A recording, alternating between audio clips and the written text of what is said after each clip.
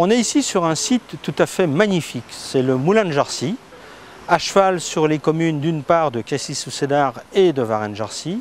On a eu un problème d'effondrement de seuil de ce moulin pour lequel il était nécessaire de réagir pour rétablir les équilibres à la fois hydrauliques mais aussi la solidité des structures du pont et même du bâtiment et de la roue du moulin. Le propriétaire du moulin lui-même a été confronté à des difficultés.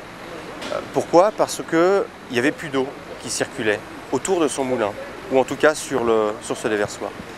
Plus d'eau, des embâcles, des bouts de bois, des sacs plastiques, des détritus qui venaient se coincer. Je passais des heures le vendredi, voire des après-midi complètes à tout débarrasser, à tout enlever pour que quand mes clients arrivent le samedi pour les mariages, soit un peu propre. Le but de l'opération, il est tout simple, c'est de détruire l'ancien déversoir qui menaçait de ruine, autrement dit qui menaçait à l'occasion d'une crue d'être complètement emporté. Donc on a préféré refaire ce déversoir à une cote plus basse parce que l'eau ne passait plus au-dessus. Une cote plus basse, ça donne un certain nombre d'avantages et notamment le fait de rétablir une circulation d'eau.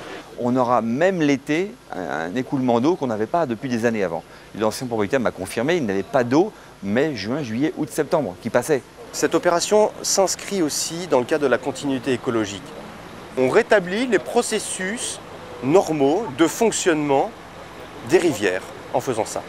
Il y a un autre avantage, c'est que le fait de rabaisser ce déversoir permettra de mieux gérer les crues les plus fréquentes. Et c'est un peu la combinaison de ces deux systèmes, le rétablissement de ce seuil mais aussi tenir compte de la continuité écologique que nous avons voulu mettre en œuvre et qui, je pense, sera une très belle réussite. Ce seuil, c'est la chose la plus importante, le déversoir et la roue pour les gens.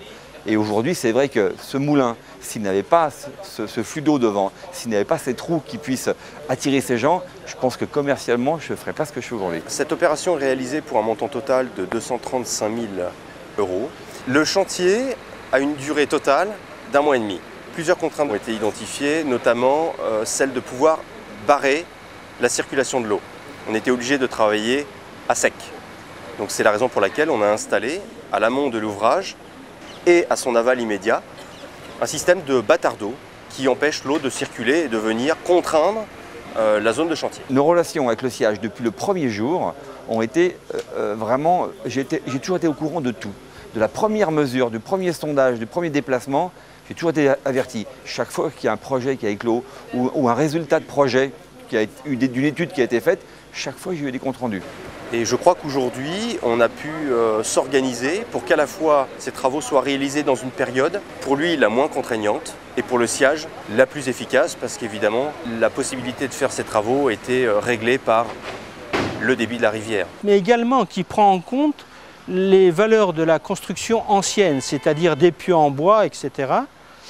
Pieux en bois qui rappellent un petit peu l'historique de la construction de ces seuils et aussi de certains ouvrages du Val d'Hyères, comme par exemple le vieux pont de Boussy, voire même le pont de Soulins à Brunois.